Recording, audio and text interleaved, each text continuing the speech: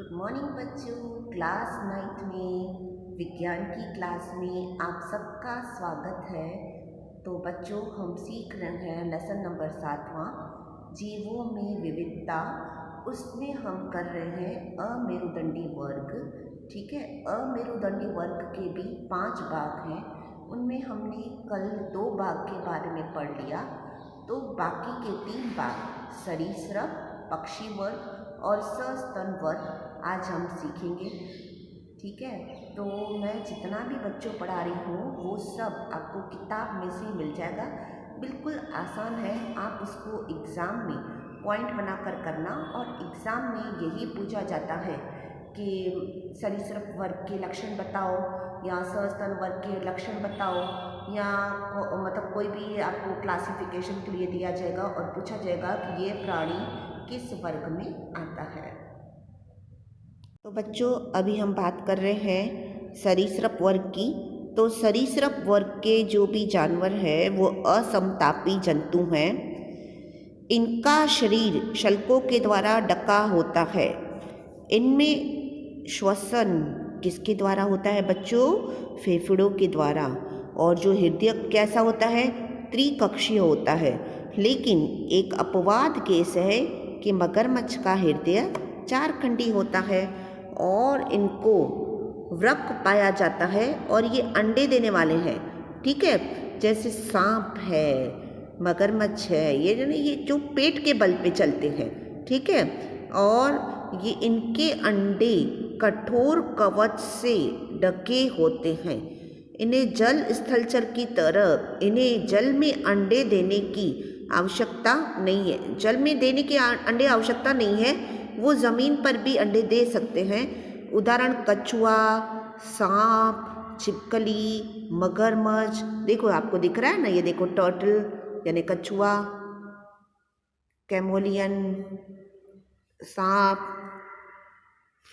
छिपकली, उड़न छिपकली, ये सब क्या कहलाते हैं? सरीसृप। मेन इनका यही है कि ये अंडे देते हैं और ये पेट के बल पे चलते हैं। इनका हृदय कैसा होता है? त्रिखंडी होता है। लेकिन मगरमच्छ है जिनका हृदय 4 खंडी होता है। तो आपने देख लिए ये उदाहरण। तो और ये असमतापी जीव हैं। ठीक है, तो आपको कोई पूछा जाए कि किंग कोबरा, और मैंने आपको बताया इनकी त्वचा पर शल्क होते हैं। देखो ये इसकी त्वचा पे शल्क जैसा होता है कि नहीं होता है ना? तो और इनके पास पता है ये क्या होते हैं? 2 जोड़ आगे के उपांग होते हैं, पीछे के भी 2 जोड़ उपांग होते हैं और इनमें 5 उंगलियां होती हैं। पता है, इनमें 2 जोड़ पैर होते हैं जिनमें 5 उंगलियां होती हैं, परंतु सर्प तथा कुछ कलियों में पैर नहीं होते। सांपों को पैर नहीं होते। कछुए को देखो है, कैमोलियन को है, इसको घरेलू छिपकली को है, उड़न छिपकली को भी है। ठीक है, तो बच्चों आपको ये वर्ग के बारे में, सरीसृप वर्ग जो इसको रेप्टिलिया जो इंग्लिश में कहते हैं, इसके बारे में समझ में आ गया होगा। अभी जो अगला वर्ग है वो है पक्षी वर्ग। ये समतापी प्राणी है। समतापी का मतलब ये हर टेम्परेचर में अपना शरीर का तापमान बदल नहीं सकते हैं। उनका तापमान समान रहता है, कभी चेंज नहीं होता है। और इनका हृदय कैसा होता है? 4 कक्षीय होता है, 4 खंडों का बना होता है। और इनके 2 जोड़ी पैर होते हैं। किनके? पक्षियों के। आप देख सकते हो 2 जोड़ी पैर हैं, है ना?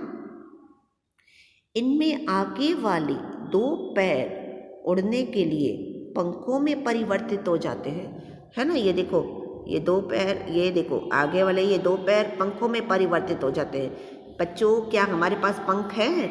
नहीं है, इनके पास पंख है। काश हमारे पास भी पंख होते तो हम उड़ पाते। तो इनके आगे के जो 2 हाथ है ना, वो किस में परिवर्तित तो है बच्चों? पंखों में परिवर्तित है। ठीक है, शरीर पूरा परों से ढका होता है और इनका जो श्वसन होता है वो फेफड़ों के द्वारा होता है। और इस वर्ग में सभी पक्षियों को रखा गया है। किस वर्ग में? पक्षी वर्ग में। सब पक्षियों को किस में रखा गया है? पक्षी वर्ग में, परंतु चमगादड़ को इसमें नहीं रखा गया है। जैसे ऑस्ट्रिच है, दिख रहा है? ऑस्ट्रिच, बतख, कबूतर, गौरैया, कौवा, ये सब बच्चों देखो किस में आ रहे हैं? किस वर्ग में आ रहे हैं? पक्षी वर्ग में। ये समतापी है, हृदय 4 खंड का है, शरीर पंखों से ढका होता है। पर बच्चों हम क्यों नहीं उड़ पाते हैं? ये उड़ पाते हैं। ये अंडे देने वाले प्राणी है, ठीक है, तथा अंडे पीत युक्त होते हैं और इनमें भ्रूण झिल्लियाँ भी पाई जाती है। इन ये उड़ क्यों पाते हैं? क्योंकि इनकी अंतकंकाल की अस्थियाँ कैसी होती हैं बच्चों? खोखली होती है, हल्की होती हैं और छिद्रालु होती हैं, एयर कैविटी होती है, और इनके पास कोई दांत नहीं होते बेटा। तो इनको दांतों के लिए क्या है? इधर कुछ खाने के लिए किसकी मदद से खाते हैं? किसकी मदद से खाना लेते हैं? चोंच की मदद से। इनकी चोंच तंत्र रहित होते हैं और ये प्राय घोंसला बना के रहते हैं। कौन? ये सारे पक्षी, है ना? कितने प्यारे से पक्षी हैं, दिख रहे हैं ना? देखो ऑस्ट्रिच है, भले कम उड़ाई करता है पर है तो पक्षी ना, है ना? सफ़ेद स्ट्रोक। और ये बतख, कबूतर, गौरैया, कौवा, है ना? अब आखिरी वर्ग जो आता है, यह आता है स्तनपायी। ये भी स्तनपायी का मतलब जो जो शिशुओं को जन्म देते हैं, बच्चों को जन्म देते हैं। तो ये समतापी प्राणी है और इनका हृदय कैसा होता है? 4 कक्षीय होता है। मतलब इनका हृदय कैसा बटा होता है? 4 खंडों का बना होता है और इनमें दुग्ध ग्रंथियाँ उपस्थित होती हैं, ठीक है, जिसकी वजह से वो अपने बच्चों को दूध पिलाते हैं। इनमें डायाफ्राम तथा बाह्य कान उपस्थित होते हैं। इनके पास कान भी होते हैं, बाहर के कान जो दिखाई देते हैं, और इनकी त्वचा पर बाल होते हैं। तेल श्वेत ग्रंथियाँ पाई जाती हैं और इस वर्ग के जंतु शिशुओं को जन्म देते हैं। अंडे नहीं देते बच्चों, परंतु क्या करते हैं? शिशुओं को जन्म देते हैं, परंतु कुछ अपवाद स्वरूप अंडे देते हैं, जैसे इग्डेना प्लेटिपस, ठीक है। तो इस तरह से आपको मैंने आज 3 वर्ग समझाया। देखो इधर, ये देखो, आपको कुछ दिखाई दे रहा है? इसमें कौन कौन से उदाहरण है? बिल्ली है, चूहा है, इंसान है, और ये व्हेल मछली है, और ये चमगादड़ है ना? आप कहोगे कि मैम ये चमगादड़ तो पक्षी वर्ग में आना चाहिए, पर ये चमगादड़ शिशुओं को जन्म देता है ना? ये कभी भी अंडे नहीं देता और इनका श्वसन कैसा होता है? फेफड़ों के द्वारा, है ना? और इसके अलावा इनके पास देखो और क्या क्या होते हैं? इनके दूध के दांत और स्थायी दांत भी होते हैं, है ना? और इनके दांत विभिन्न प्रकार के होते हैं।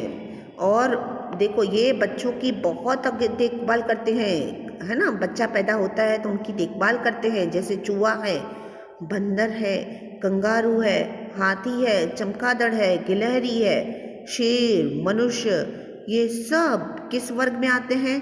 स्तनपायी वर्ग में आते हैं बच्चों। किस वर्ग में आते हैं? स्तनपायी वर्ग में आते हैं। तो इस तरह से मैंने आपको बताया कि ये देखो कौन से वर्ग हैं। मत्स्य वर्ग किसको बांटा गया? प्राणी जगत को। किसमें? केशुरकी। केशुरकी का मतलब होता है मेरुदंडी वर्ग में। तो उसमें क्या क्या आ गया? मत्स्य आ गया, जल स्थलचर, सरीसृप, पक्षी और स्तनपायी, ठीक है, ये सारे वर्ग आ गए।